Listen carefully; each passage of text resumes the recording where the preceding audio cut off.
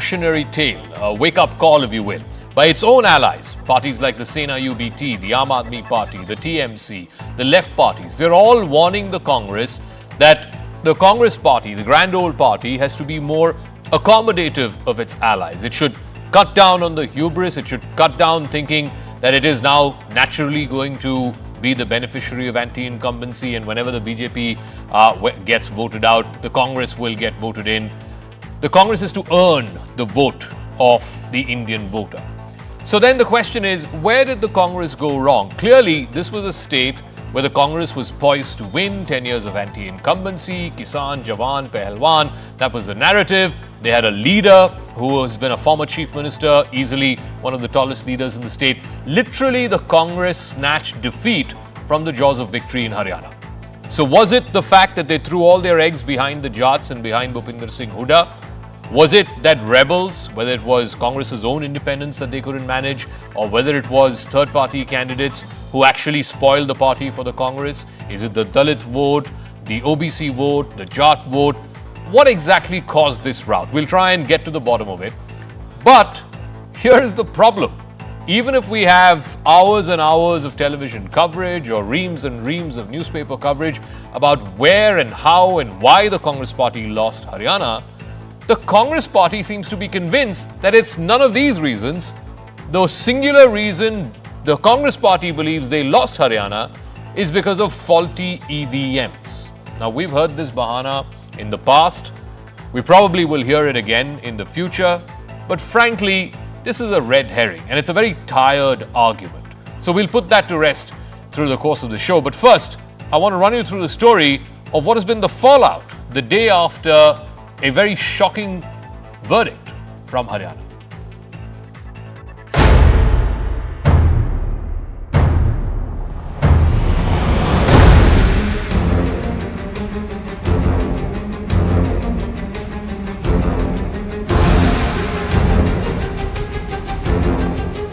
कांग्रेस तो जीत रही थी, ऐसी कोई व्यक्ति नहीं मुझे मिली देश में कि जो बोल रही थी या पत्रकार हो कि बीजेपी आ रही है, लेकिन बीजेपी आ गई। उनकी एक यंत्रणा है, उनका एक सिस्टम है, उनका एक मैनेजमेंट है, उनको मानना पड़ेगा। One of the foremost lessons that has been learned, perhaps even by the Congress party, is that overconfidence is not good. Haryana के चुनाव के नतीजे अप्रत्याशित हैं, आश्चर्यजनक हैं और इसको हम स्वीकार नहीं कर सकते। पहला लिस्ट जो हमने तैयार किया है, 12 या 14 सीटें ऐसे हैं जहां गंभीर सवाल उठाए गए हैं उम्मीदवारों द्वारा।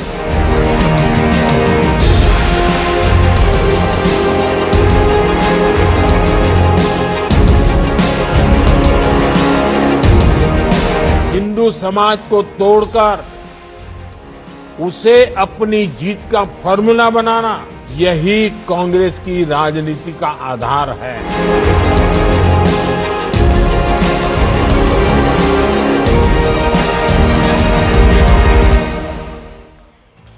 So let's leave aside all the rhetoric, all the political gyan. Let's go purely by data. Where did the Congress party go wrong? Where did they lose this election? There are two, convenient theories that are being put forth, and I'm going to try and explain on the magic wall if it holds true or not. One is the Dalit vote. Now, the contention is that a bulk of the Dalit vote, which went away from the BJP in the 2024 Lok Sabha election, went to the Congress or to Samajwadi Party or, the parties in Maharashtra, Sena, UBT, etc. That vote, the BJP seems to have got back in the state of Haryana. Let's put that to test. Look at the Dalit reserve seats, SC reserve seats as far as the state of Haryana is concerned. This is how they voted. 17 SC reserve seats. Congress got 9. BJP got 8. So virtually it's been a split, almost 50-50. The gain for the Congress from 2019 was 2 seats, and the gain for the BJP was 3 seats. So it's almost evenly split. The Congress is a 1-seat advantage in the SC reserve seats. So it was not like the Dalits entirely, mass voted back in favor of the BJP. So that's one argument that has been put forth. The other argument that's been put forth is the Jat vote, that the Jats overwhelmingly were angry with the BJP, massive anti-incumbency. There's not been a Jat chief minister for the last 10 years. Therefore, they're all voting with their feet for Mr. Hooda and for the Congress party. Let's again put that to test. The Jat factor. There are 30 Jat seats, which is a substantial number, by the way. It's about a third of the entire state. 30 Jat seats. Congress won in 15, which is a gain of 4 from the last time. The BJP won in 13, which is also a gain of 4 from last time. So whatever gains, the Jat seats have gone exactly identical for both parties. Gain of 4 for BJP, gain of 4 for Congress. Here again, the Congress has a 2-seat advantage. 15 seats, Jat seats went to the Congress, 13 seats went to the BJP. Again, there is nothing to suggest that the Jats have voted in one direction or for one particular political party. Again, just like the Dalit vote, the Jat votes have also split. There are 2 possible explanations for why the Congress lost in Haryana. Number 1, the OBC vote. And this is where you see a very, very interesting pattern. There are 25 OBC dominant seats. Remember, these are non-Jat OBCs. 26 seats, out of which BJP won 20. A lion's share of the 26 seats. 20 seats BJP won. A gain of 6, which means BJP in 2019 had only 14 out of these 25 seats. The Congress, on the other hand, won only 4 out of these 25 seats, which means the Congress got less than a fourth, in fact, less than a fifth actually, of all the OBC votes. And where are these OBC seats? A bulk of them, of course, are in the Ahirwal belt. So if you look at the candidates that the BJP fielded, the Yadavs, the Ahirwals, the non-Jat OBCs. There's also a bunch in the GT corridor, which are urban constituencies, which is where the BJP traditionally tends to do well, all the way from Ambala down to Sonipat and Panipat. They have done well there. Also, this was the path that the farmers had taken. So all of those constituents, urban constituents, traders, shopkeepers, etc., who were not particularly enthused by their life getting inconvenienced, they have voted for the BJP in this belt. But the bigger belt is this Ahirwal belt. You go all the way from the urban pockets of Gurgaon, Faridabad, drive all the way up to Bhiwani, Mahendragarh. This belt voted for the BJP. So this is one demographic or one community vote where the BJP has really taken a massive lead. The other factor, and this is again interesting, those seats where there were rebel Congress candidates, Congress could not give tickets to 2 candidates, therefore the person who did not get the Congress ticket went and stood as a rebel. Now, where the Congress rebel polled more votes than the margin of loss of the official Congress candidate. Let's take a look at some of those seats. There are, I think, there we go. There are 11 such seats. Obviously, the BJP won 10 out of those 11 seats. The Congress did not win any of those seats. There was an independent who won the other seats. So 10 out of these 11 seats, the BJP won. 1 went to an independent. Now, the interesting thing about these seats is, like I said, it is not the AAP or the INLD or the other smaller parties that have actually played spoil sport. It is Congress's own rebels who stood as independents, got more votes than the margin of defeat of the Congress candidate. So which means they were, as they say in this part of the world, classical vote katwas. So I've put forth these arguments. Let's now put this to our guests. I'm sorry I took some extra time explaining this because I think it's important that our viewers get the right picture. Because a lot of arguments, pseudo arguments are being put forth also as to why the Congress lost an election which it should have won. I've put out 2 factors which seem to be the ones that have made the difference. Now let's put this to our panelists. Guru Prakash Paswan is national spokesperson of the BJP. Charan Singh Sapra is national spokesperson of the Congress party. Dr. Sameer Dalwai is spokesperson of the NCP Sharad Pawar faction. And the reason why we are opening this up to other states that are going to polls, Maharashtra, Jharkhand, etc., is because already there is this clamor within the Congress's own alliance partners in the India alliance that this was hubris, this was overconfidence. They need to be brought down a notch or 2. They need to be more accommodative of their allies. And of course, we're also joined by Smita Prakash, editor of ANI. Charan Singh Sapra, let me come to you first. I just showed you on the magic wall where the Congress party lost Haryana. Do you believe there is now reason for Congress to accept that, look, there were good reasons why Congress lost Haryana. The OBC vote went away from you, the rebel candidates hurt you, and of course there was an even split of both the Jat vote and the Dalit vote. Do you think these should be the reasons that you should introspect and say why you lost Haryana? Or is it EVMs? Because this EVM bahana is getting to be a little tiring, a little, people are fatigued by it. See, Zaka, let me start by saying that Congress workers, they might be sad, but they are not totally demoralized or totally dejected. Failure can be our teacher, but cannot be our undertaker. We believe in that. And Congress worker is basically very strong, and we are going to fight it out, and we are like Arjun and not Abhimanyu, that we'll get trapped into the Chakravyuh laid by the Bharatiya Janata Party. As far as the calculations which you have shown now, we also know, we are also aware about the rebel candidates. We have shown that there are 11 rebel candidates, and that is also one of the reasons. So whatever you have now explained, we are also aware, and we have started our introspection. You know that Shri Rahul Gandhi has met Honorable Congress President today, and they have discussed so many things over there. Secondly, as far as the EVM thing is concerned, I feel if the Congress High Command is getting some complaints from Panipat, Hisar or Mahendragarh from various candidates, why we should not take the cognizance of that?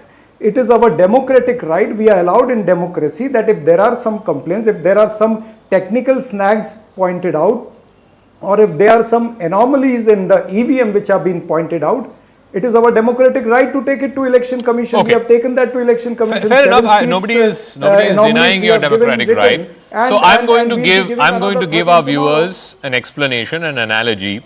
So the Congress Party's contention is there were some EVMs in certain constituencies where the batteries were showing 99%. Now, obviously, the batteries were changed, is their contention. There were other constituencies where the batteries were showing 60% or 50% of the EVM. Now, there are two flaws in this argument. Imagine this is your cell phone, right? So, the Congress's argument is that the batteries were changed in those places or on those machines where the batteries were changed, there was some ghapla and suddenly it was all showing BJP vote. Now, to give you the example of the cell phone, if I change the battery of my cell phone, the Congress's argument is equal to saying all my data in this phone will be lost, my phone will go back to factory settings, and that somebody else will hack into my phone with data that they are providing. Now, it's elementary that anybody knows by changing the battery of a cell phone, your data is not lost, or it's not that somebody else can hack into your phone just by changing the battery. So that logic, I think, is a little flawed. So let's put that to our viewers. But Saprasab, the problem is not that. The problem is you are not making that same argument in Jammu and Kashmir, where your alliance did very well. You are not making that same argument in the 2024 Lok Sabha because you did exceedingly well there, you believe. This selective use that whenever Congress Party loses, they come up with the EVM bahana, that's the problem. Zaka, first of all, I have objection to the kind of explanation you have given. Congress Party has not written to Zaka. We have written it to the Election Commission. It is for the Election Commission to give us an answer. Please, whatever you have explained, I respect that. But we need an answer from the Election Commission, not from Zaka, number one. Number two, this entire thing, whatever you are saying, that why no complaints from Jammu Kashmir or why no complaints during the Lok Sabha election results, there were really no complaints. Now when there are complaints coming, we have put forth it to Election Commission, we have given in writing, we are ready to substantiate. Our people in the booth, in the counting booth are ready to substantiate also. Let the Election Commission give us a hearing, let the Election Commission go ahead, let them answer to the query which Congress Party or the candidates have raised. Let me go to Guru Prakash Paswan. Guru Prakash Paswan, I mean, obviously the BJP snatched victory from the jaws of defeat, to use a cricketing parlance, because like I said, no one was expecting the BJP to win the state of Haryana. And it was not even like people were saying, either the reporters who were going there, the exit pollsters, analysts, even netas, I want to say this on air, yesterday morning, on counting day morning, one of our political reporters spoke to a very, very senior BJP leader, I'm not going to take any names, who basically said before counting began, See, it won't be as bad as what the exit pollsters are saying. मतलब हमारा 15-20 में नहीं रुकेगा. We might get 30-35 seats, but Congress खींच लेगी. This was what a senior BJP leader had said, right? So no one was expecting. Yes, you can conveniently blame the journalists and the exit pollsters, rightfully so, and nobody has a problem with that. But even the netas were very clear that, look, it is going to be a Congress win. Now, my point is there can be multiple explanations for it. Obviously, the Congress party has chosen EVM explanation. I have put out a couple of explanations for what actually happened. The BJP is saying that this is evidence that all this hawa that fell out, or this afwa that fell out during the Lok Sabha election, that the Dalits fell for, and therefore some of them voted away from the BJP and voted for the India Alliance. That vote bank has come back to the BJP. Again, like I showed on the magic wall, there isn't evidence to substantiate that. Please respond. You have made a very valid point, but let me respond to Mr. Safra, who is a dear friend from the Congress party, and let me remind of the tweet that was done by Mr. Rahul Gandhi. So this is beyond our comprehension, Zaka. All the EVMs were fine in Jammu and Kashmir, but the EVMs were faulty in parts of Haryana. What is this? If this is not selectivity, then what is selectivity? There was victory of constitution in Jammu and Kashmir, Zaka, but the defeat of constitution in Haryana, Zaka. This is beyond our comprehension. So Mr. Rahul Gandhi, please don't be selective. Please talk on the basis of logic, rationality, and have some coherent argument. Point number one. Point number two, Zaka, that you are suggesting, and I partly agree with you, when you say that the shorgul was about. The shorgul was in the build-up to the Haryana election, it was Congress aa rahi hai, but who created the shorgul, Zaka? And this is where the problem lies. The Congress party relied upon the community that is entirely responsible for creating the shorgul. And what we saw, even that community did not vote or support the Congress party. Like you suggested in your initial observation, out of the 30 Jat-dominated seats, 18 seats were won decisively by the Bharatiya Janata Party. And the counter-Jat polarization, which many of you have suggested that has happened, what has happened today, that you saw the insult of Kumari Shailja. Let me quote Professor Shivraj Singh Bechain, who is a Dalit scholar. And I'm happy, Zaka, that you spoke about the Dalit issues towards the end of your remarks. Professor Shivraj Singh Bechain, who is a very leading Dalit intellectual, a professor at Delhi University, has said, and I quote, "Asprishyata aaj physical nahi hai. Untouchability is not just physical, it is symbolic as well. It is through gestures as well." Only this morning, I was going through this newspaper, and this categorically says, Kumari Shailja, state unit to blame, they did not let me campaign. What is it about? What is the Congress's explanation on the exclusion of Kumari Shailja from the entire campaign strategy, Zaka? You expect Kumari Shailja, you expect the Dalits to vote, but you are not willing to share power. Let me go a step further, Zaka, and we have to understand, Mr. Rahul Gandhi should stop treating Dalits as amusement park material. What Mr. Rahul Gandhi has been doing is the same modus operandi that Europeans used to do when they used to come and see African people. Mr. Rahul Gandhi today will go and eat with a Dalit family and try to take brownie points. Are we living in 1800, Zaka? Are we living in 1900? तो आप दलित समाज के साथ भोजन करके ये सिद्ध करना चाहते हैं, you are treating a human being like a human being and you are trying to take political advantage out of it. This entire hypocrisy, the conspiracy of the Congress party fall flat, Zaka. Now come to the arithmetic. The BJP vote share has been constantly on the rise. In the 2019 assembly election in Haryana, the BJP vote share was 36%. In the 2024 assembly election in Haryana, 40%. Increase in vote share, Zaka, increase in number of seats, Zaka, and this election was being touted as a litmus test, a referendum on the popularity of Prime Minister Modi. Okay. Prime Minister Modi, who only a couple of days ago, Zaka, completed 23 years as head of state in Gujarat and India recently. If for an instance, hypothetically assume if Prime Minister Modi or the Bharatiya Janata Party had lost the election, what would have been the headlines today?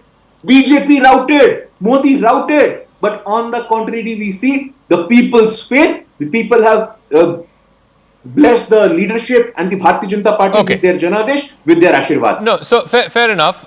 You're right in the last part of what you said. Had the BJP lost this election, they would have said, it would have reinforced what was said starting the 4th of June, that Modi ka magic khatam ho gaya, he's on the decline, he's no longer can deliver states, the story is over, so on and so forth. I think one opinion piece basically said Modi has lost his mojo. Now, Smita Prakash, obviously none of that is going to happen now, because they have won a state which they were widely expected to lose. But I am still trying to find the best explanation for why the BJP won. Now, one explanation that has been put forth, and I think there's some anecdotal evidence to show this, is that RSS cadre were out there campaigning, distributing their parchas and so on, and trying to mobilize the BJP supporters to turn out and vote. To what I just put out the data about the non-Jat OBC consolidation that happened in Haryana, perhaps in response to the fact that, if Mr. Hooda comes and there were memories of his rule, they felt like only one community, ek hi tarfa sunwai hogi and all of that. So maybe that's a plausible explanation. But none of that explains how and why. See, you can get numbers wrong. That's fine. The numbers can go upar niche thoda bahut. You cannot get direction wrong. If you get direction wrong, then something fundamentally, has been missed by pollsters, journalists, even the netas themselves.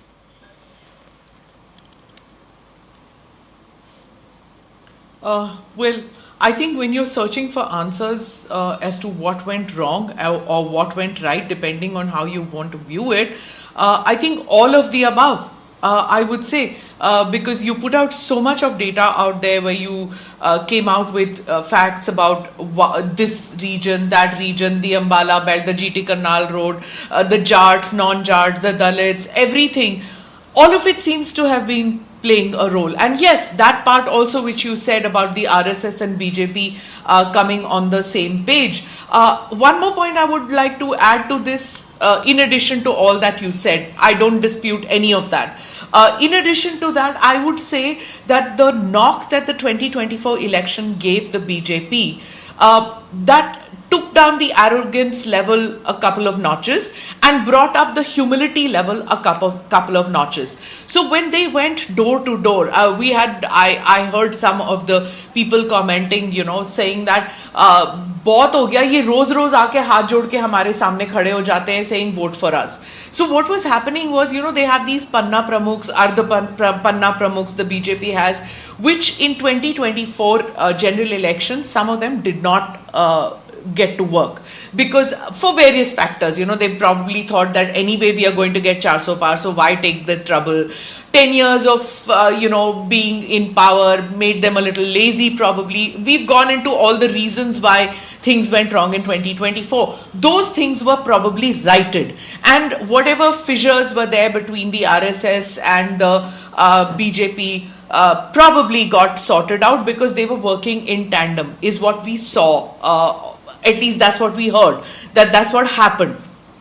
It's all in hindsight that one can talk about caste algorithms, what worked, what didn't, and things like that. The point is that Kisan, Jawan, Pahalwan, all three have voted for the BJP. Yep. These were the three people who were supposedly upset with the BJP and should have gone with the Congress. This is what we were told. Also the Jat, strangely when I interviewed Shelja and I said, oh, the Jats are in majority, and she corrected me and I said, oh my God, why did she need to correct me? Why did I say Jats were in majority? They are not. They're just 25% of the population. But because they are so vocal and they run roughshod over every other voice in that state, one tends to think that it's Jat supremacy, Jat Shahi. We've seen all the analysis now. And it's the silent OBC Dalit community which remembers the rule of the Hoodas in 2012, the rape case of Hisar, how they never got a closure from that, they never got an apology from the chief minister. All that played, and frankly all of us didn't listen to it or didn't see it happening. Again we made the same mistake like we made in 2024 general election. Okay, so now I want to take it forward because obviously the next big state is Maharashtra, Jharkhand, then you have Delhi next year. Dr. Sameer Zalwai of the NCP. There are other alliance partners from the India Alliance. Sena UBT, your partner in Maharashtra, has come out and said this. Aam Aadmi Party has said this. TMC has said this. A lot of parties within the India Alliance have said that this has happened because of overconfidence of the Congress party, and this is a wake-up call to the Congress party that, look, you still need to do the hard yards, you still need to do the hard work, that you need to earn the vote of the Indian voter. Do you agree with this assessment, or is it everybody just using, including the BJP, everybody is just using, when the chips are down, people will knock you down, and as the old adage goes, success has many fathers. So is this a wake-up call, because the Congress party was already behaving like 2024 verdict was a verdict for them to come to power, and they were not behaving like they were supposed to be a responsible opposition?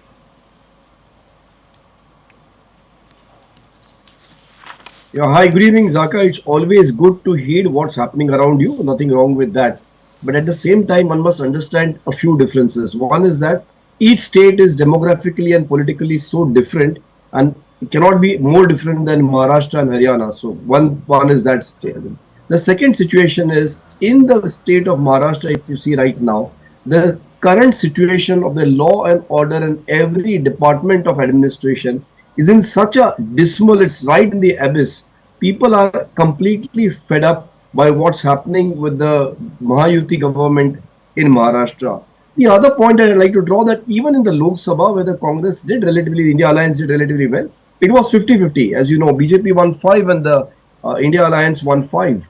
But if you see in the Maharashtra Lok Sabha elections, it was 31 for the India Alliance versus 48. And especially NCP, after all that had been done to kind of break it down and stuff like that, we still won 8 out of 10 seats. 80% was a strike rate. Now we are going to go ahead from there. So already if you see, the atmosphere in Maharashtra is pretty different, even when we saw back in the Lok Sabha. And I'm sure is it your contention, Dr. Dalwai, sorry, I'm interrupting. Is it your contention that because in Maharashtra it's a battle of alliances and not a straight fight between Congress and BJP, and we've put this out since 2018, the only state in North India where there is a direct fight between Congress and BJP, which Congress won, was in Himachal Pradesh in 2022. They've not won a single North Indian state in a direct fight with BJP since 2018.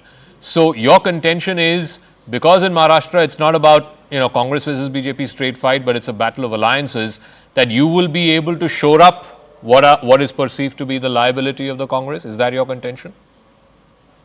Though there's no liability of anything, but let's also understand that BJP is in a unique alliance of its own, and that alliance is MICE, M-I-C-E. We all know what is ICE, right? The income tax, the CBI and the ED, but there's also the M factor here, which stands for money and media. And let's understand that to combat all this requires a formidable opposition. So there's nothing wrong with the opposition is together. And in fact, the original India Alliance was tried out in Maharashtra, the MVA. And I don't think there's anything wrong, because you are up against such a formidable army of all these agencies and the amount of money that the BJP is putting in. I'll tell you one anecdote again without. Let me make my point, Zaka. Okay. The point is, at the moment, eventually people will vote for whom they perceive is going to serve them well. Janta Janardhan, as you say.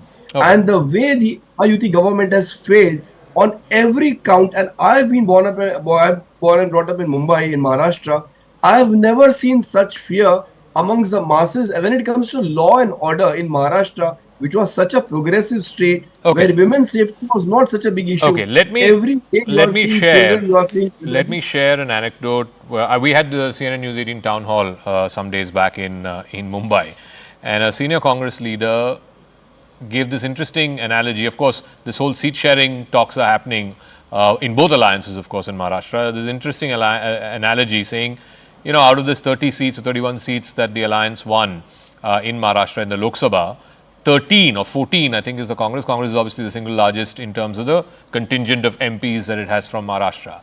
The Sena UBT has, I think, 9. Of course, your party, the NCP, Sharad Pawar, has 8. So, Sabra Saab, since you're also from Mumbai, the contention of this leader was, if it is 13, then we should get the lion's share of the seats for the assembly as well, which means 100 plus. Now, what Haryana has done is it's changed that.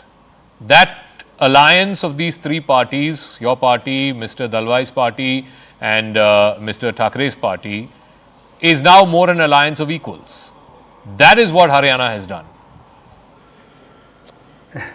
Can I just answer? No, see, Zaka, Sabra, I would like to say that in no way Maharashtra and Haryana can be compared. See, Haryana is having only 90 seats. Maharashtra is a huge state having 288 seats. The demography is different, the political issues are different, the political scenario is different over here. The major political issues over here are the increasing farmer suicide, the loan waiver of farmer, there are issues of Maratha reservation, there are issues of Dhangar reservation, OBC reservation. This existing Mahayuti government is not able to solve these problems. There is the issue of deteriorating law and order situation. You have seen Badlapur, how it happened. You have seen the Pune rape case, how it had happened and how it went ahead. There are so many issues in Maharashtra. The women's safety is a major issue here. Okay. So you can't compare Haryana with Maharashtra, number one. Number two, the fact is that Congress contested 17 seats and we have won 13 seats plus one independent has come to us, so 14 seats. So there's no harm in saying that Congress party is a big brother in Maharashtra. Yes, of course. See, when the seat distribution is Sabra, concerned, this is exactly, you've actually in the last sentence can I validated please my allow- point. Please that, allow me to complete. That because No. Congress, and let's Please again allow be me very to honest complete. about this, Congress unexpectedly became the single largest contingent of MPs in Maharashtra. To use that as the benchmark to say you're big brother or therefore you should get more seats in the assembly as a share, I mean, it doesn't add up. Allow me to complete. Allow me to complete. Yeah, Allow me to boliye, complete, boliye. please. Why you are restricting me? Why you No, are no, I'm restricting not me? restricting What I you. was trying to say that yes, nobody can deny the fact that we have won more seats. Nobody can deny that we are the big brother. But still we are saying that winnability should be the criteria. And as per the winnability, the seat sharing will be done. Okay. That is what Congress party has said. Okay, And the Smita entire Prakash, I don't contingent know of if it all has the three validated my partners are point, but sitting I think, together. So that is number one. Now, Zaka, I have one second, one more I've thing got to limited say. time also, You Sapra Sahib. can't Let me get a mention- closing set of comments, One- please. No, one because more, I have seconds, to, I have to five go to the seconds, next five segment, seconds, please, please. No, only 5 seconds, Zaka, Okay, 5 5 seconds. You can't term this as Congress as liability because Congress has won so many seats in Maharashtra. We have won more seats in Punjab also than the Aam Aadmi Party. We contested against Aam Aadmi Okay. Party Okay, and we fine. have won more seats than what Aam Aadmi Party has Fair enough. got Fair enough. elected. Okay. Smita Prakash.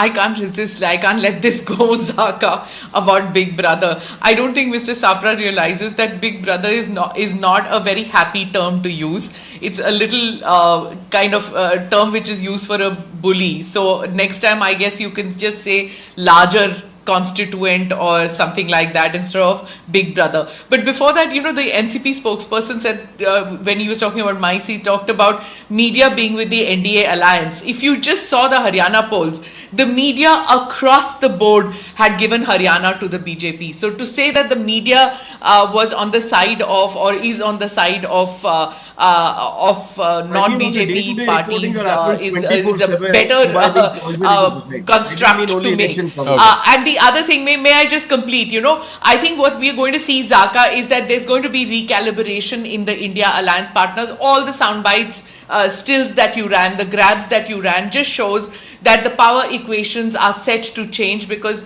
they will have to make, Congress in the India Alliance will have to make room for allies because they have now more bargaining power, more muscle power. The UBT didn't take long to react to the result. The spokesperson saying Congress should do some stock taking. Aam Aadmi Party's Kejriwal said, also made a veiled remark. And then as you yourself pointed out that the areas around Delhi, the BJP has done very well. So that's going to make the Aam Aadmi Party a little uncomfortable whether the Congress is going to ask for those seats. So, a lot of this, to paraphrase this word of Hawa, if there was a Hawa after the 2024 general election, the allies have read the reading that Hawa didn't last long. Okay, all right. We'll leave it at that. Thank you very much to all our guests. I have to move on to the next segment, which, of course, in all this chatter about Haryana, and of course, rightfully so, because that was the one state which delivered some kind of a shock value, if you will. Let's talk about Jammu and Kashmir, because it's a significant verdict. It's a verdict that will have ramifications not just in the country, but beyond the country as well. And the man who is most likely going to be, in fact, most certainly going to be, the next chief minister of the state is Omar Abdullah. I sat down with him earlier today and asked him about the road ahead, the challenges, the nature of the verdict, the divide between Jammu and Kashmir, and most importantly, how he plans to work along with the central government, with the Prime Minister, with the Home Minister. This is our exclusive conversation. Two big state election results that have come in, decisive mandates in both Haryana as well as in Jammu and Kashmir. But the result in Jammu and Kashmir will have far-reaching implications, not just here in India, but across the world as well. And the man who has led the charge for the National Conference, returning to power after a gap of 10 years, is the chief of the party and former Chief Minister, Mr. Omar Abdullah, likely the next Chief Minister as well. Thank you very much, Mr. Omar Abdullah, for speaking with us here on CNN News 18. First things first, many congratulations. The National Conference has won 42 seats out of the 52 that you have contested. Is this result far better than what you expected for the National Conference, particularly because you'd been out of power for the last 10 years? Well, they definitely exceeded our expectations. I think our expectations were somewhat tempered by the setback that I faced personally in the recent Lok Sabha elections in the Baramulla constituency. So when we extrapolated those results, even though we were the single largest party, we came somewhere, I think, 34, 35 assembly segments, which is what we had pegged our expectations at. Thankfully, the electorate was far more generous than that, and I'm deeply humbled by the verdict and the mandate that they have delivered. It's been very generous to your party, no doubt about it. Like I said, 42 seats you have returned with. But do you think the electorate was less generous to your alliance partner, the Congress, which could have performed maybe a little better? I think they've won only one seat in Jammu. So I'm not going to start a coalition government on a bitter note. I'm sure the Congress is looking at these elections and trying to figure out what worked and what didn't, as much with regard to Jammu and Kashmir as with regard to Haryana. Congress wasn't the only one to get the mixed signals. Every pollster got it wrong. Every person who visited Haryana got it wrong. So it would be unfair to blame the Congress. But I'm sure every political party takes stock. We have to. Even though we won as many seats as we have and had a 75% strike rate, there are still seats that we lost and seats that I'm deeply disappointed at having lost. And we'll have to look into the reasons for those. Now, you will be running the first state government, as it was, since the last election that happened more than 10 years ago. A lot has changed in Jammu and Kashmir in the last 5 years. How easy or difficult would it be to run a state government, A, in coalition, and B, a central government which of course has a very different view on how Jammu and Kashmir should be run? How easy or difficult would it be to run such a setup, such an establishment? No government is easy to run. I ran a government for 6 years in coalition with the Congress, even as a state, and I'd be the last person to tell you it was an easy government to run. So this incoming government is not going to be an easy government to run. It will have its own unique challenges. The most unique challenge is that it's the first time we'll be operating as a union territory with an empowered Raj Bhavan. So we'll have to navigate some tricky waters, and it will be a learning experience as we go along. One of the things you sort of said actively in the campaign was also that this is in a sense a vote against the abrogation of Article 370. After the results that you saw yesterday, where the National Conference in particular has swept through the valley, the BJP of course has done very well in Jammu. What is your reading of what this means in the context of abrogation of 370? Because this was a big campaign issue. Your party had made this a big campaign issue as well. Well, people have rejected the politics of the BJP by an overwhelming majority. Otherwise, the BJP would have been in office right now. The fact is that people have rejected the changes that were made on the 5th of August 2019, and they have rejected how they were governed subsequent to that. They have rejected everything that has not been to their liking in these last 5 years, and that was their right. But at the same time, Mr. Abdullah, and I guess you'll appreciate this, you will also have to reach out to the centre, work along with the centre. How easy or difficult would it be to maintain a cordial and conducive relationship with whether it's the Prime Minister or the Home Minister or leaders in the central government? Because ultimately, you can't run, especially like you said earlier, this is a state assembly of a union territory. It's not quite the way you've run previous governments. So how important would it be to forge a strong relationship with the central leaders? Look, anyway, any government in Jammu and Kashmir should have a healthy working relationship with the government of India. And I don't want anybody to confuse what I'm saying. I'm not for a moment suggesting that the National Conference has to establish a good relationship with the BJP. That's not happening. The National Conference is no more going to be a friend of the BJP's than the BJP is going to be of the National Conference. I'm drawing a distinction between political parties and governments.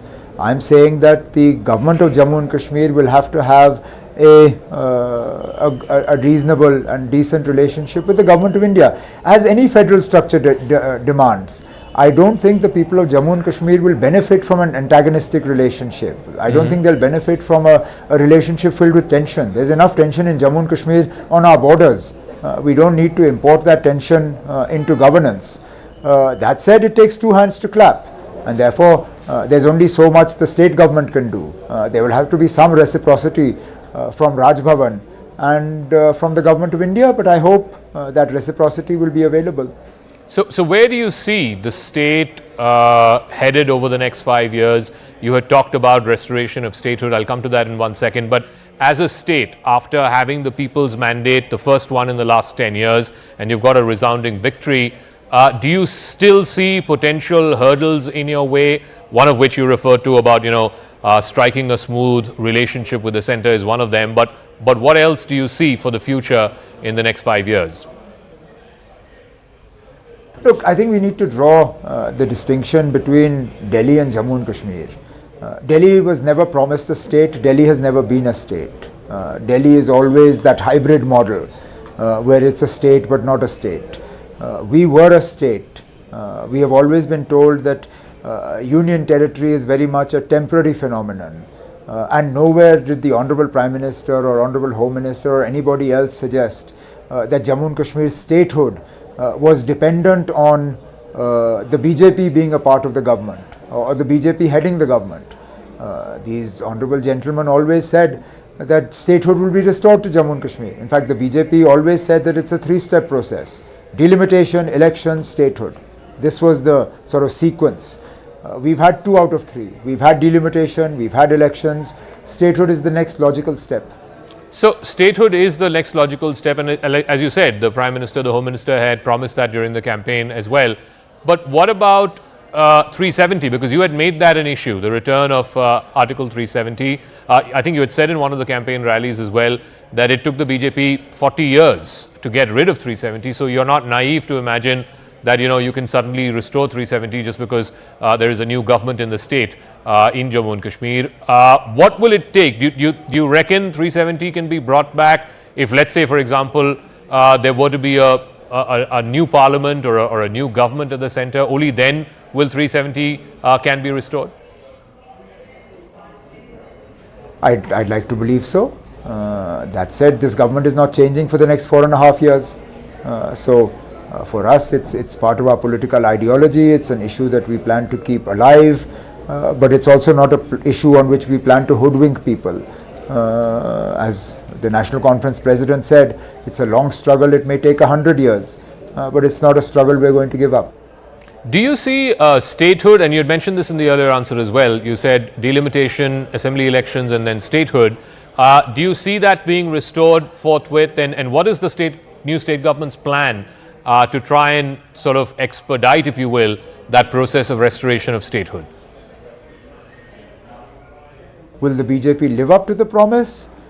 I hope so. As I said, I believe the Prime Minister is an honourable man. He has, in more than one speech, more than one interview, talked about full statehood for Jammu and Kashmir. So is the case with the Honourable Home Minister. And I believe the people of Jammu and Kashmir should be rewarded for their faith in Indian democracy. in spite of everything that has happened to Jammu and Kashmir in the last 8-10 years, the people of Jammu and Kashmir overwhelmingly endorsed Indian democratic norms. They deserve to have that recognized, they deserve to have that rewarded, and at the moment the best way to reward that would be to give them what they want, and that is the restoration of their statehood. Because at least that's one issue where we're not divided on regional lines, we're not divided on religious lines, we're not divided on political lines. There is no political party that has said Jammu and Kashmir should not be a state.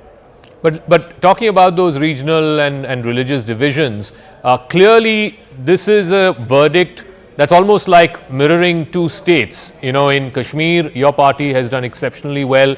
You have won a majority of the seats. In Jammu, the BJP has done exceptionally well. They've won a majority of the seats. And the concern again and again is this, Mr. Omar Abdullah, that, you know, Hindu Jammu has voted for BJP and Muslim Kashmir has voted for a national conference. That in itself is a friction. What would you say to the people of Jammu who are worried perhaps that unki sunwai nahi hogi, that their representation won't be heard because the government will be more representative of Kashmir and Kashmir Valley aspirations and interests? I want them to believe and to realize, and not only realize but to experience that this is not a government of the voters of the National Conference, or this is not a government of the voters of the coalition. This is not even a government of voters. It is a government for the people of Jammu and Kashmir, independent of who you voted for or whether you voted at all. And therefore this government will be as much a government for the people who voted for the BJP as for those who didn't. And that is only right. No government should punish a people just because they didn't vote for the ruling party. I mean, that's not how democracy works. We win. We win on party lines, but we govern for everybody. And therefore, it would be my endeavor to ensure that whichever leader is elected, whoever heads this government, through their actions, proves that this government is of the people of Jammu and Kashmir. And I'm sure that's what we'll do.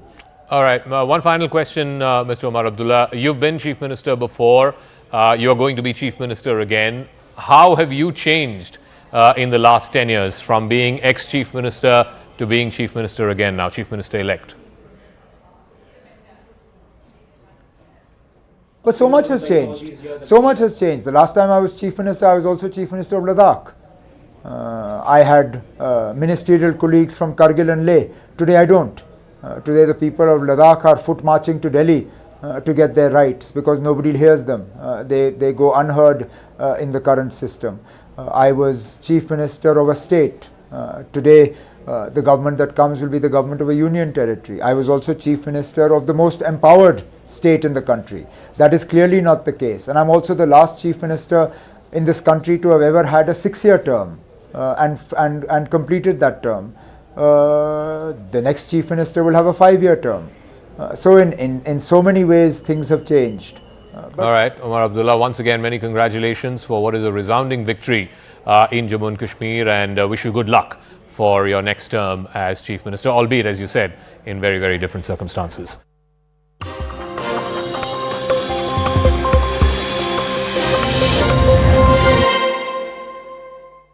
Lights!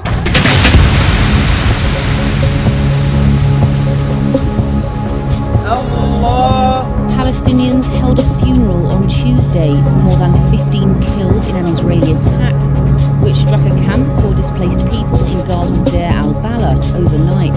That's according to Gaza's health ministry. Witnesses said the airstrike destroyed buildings and tents. The air and ground offensive into the territory is ongoing. Residents of Gaza's Jabalia said Israel had sent tanks deeper into their city on Tuesday, advising people to leave while it pounded the refugee camp from the air.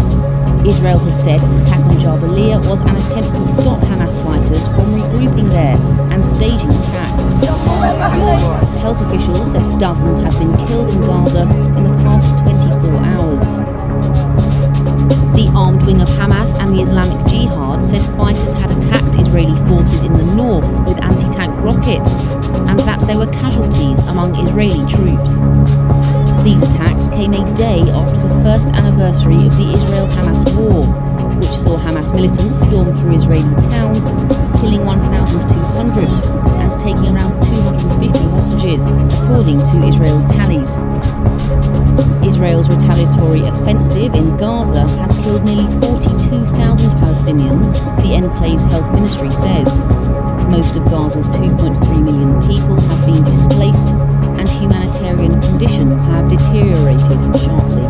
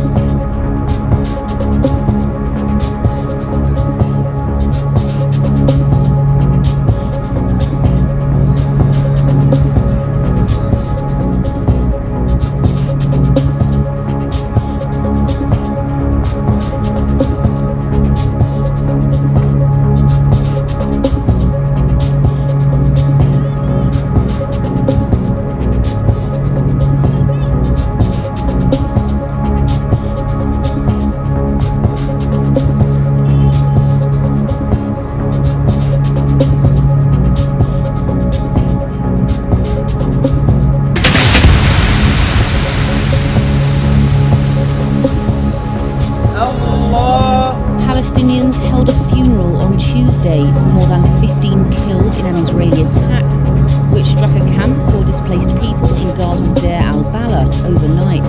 That's according to Gaza's health ministry. Witnesses said the airstrike destroyed buildings and tents. The air and ground offensive into the territory is ongoing. Residents of Gaza's Jabalia said Israel had sent tanks deeper into their city on Tuesday.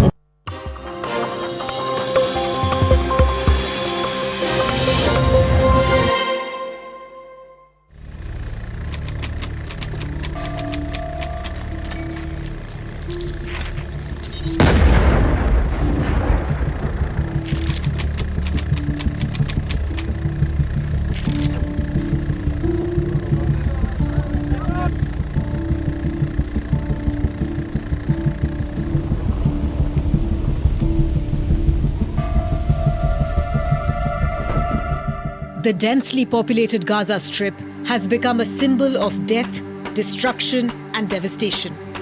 Hamas's October 7 ambush triggered a furious reaction from Israel.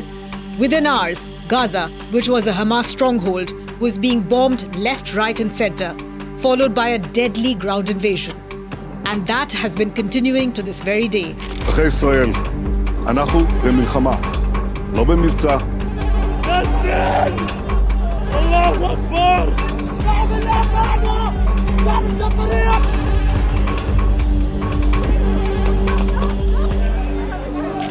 Israel's war on Gaza is one of the deadliest and most destructive in recent history. Nearly 42,000 people have been killed. A little over half of them were women and children. Today, the people of Israel are under attack. The United States stands with Israel. We will not ever fail to have their back.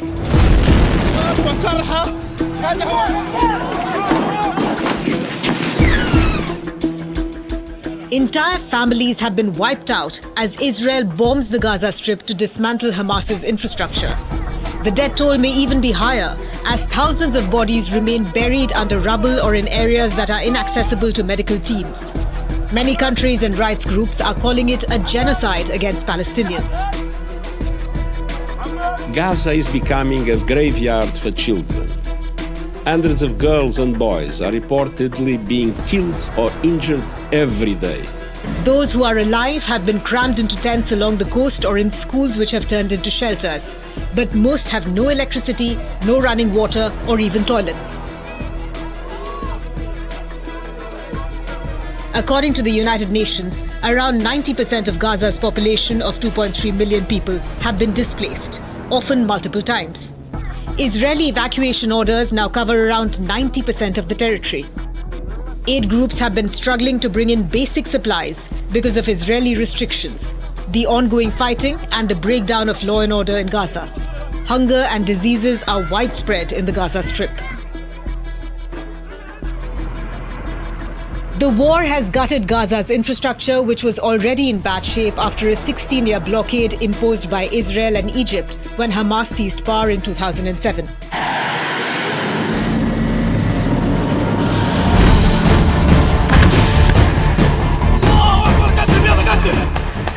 There is nearly 40 million tons of debris and rubble in Gaza now. That's enough to fill New York Central Park to a depth of around 8 meters, or 25 feet. And it could take up to 15 years and nearly $650 million to clear it all away. Where houses, shops and offices once stood, there are now giant drifts of rubble laced with human remains, hazardous substances and unexploded munitions. Countries like Saudi Arabia and the United Arab Emirates have said they are only willing to contribute to Gaza's reconstruction as part of a post-war settlement that creates a path to a Palestinian state.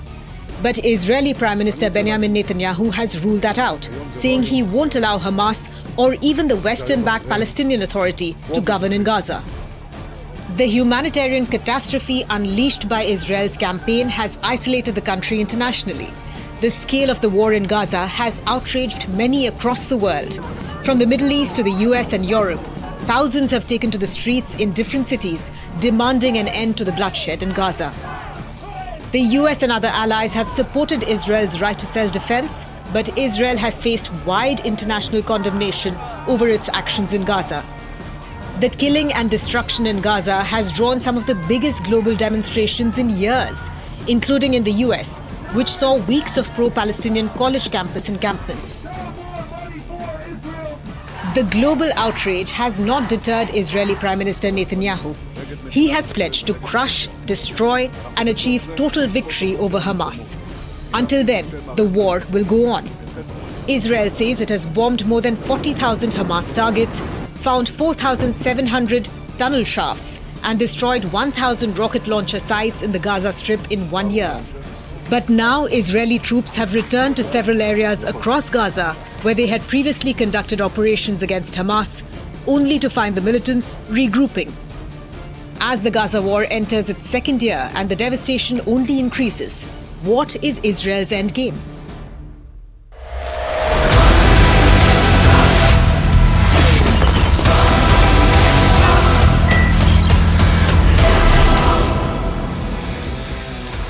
Viewers, after the 2024 Lok Sabha election, the Congress party took to describing Narendra Modi sarcastically as a, quote, non-biological prime minister, unquote. You'll remember that, viewers. Every tweet that was put out by the in charge of the Congress media cell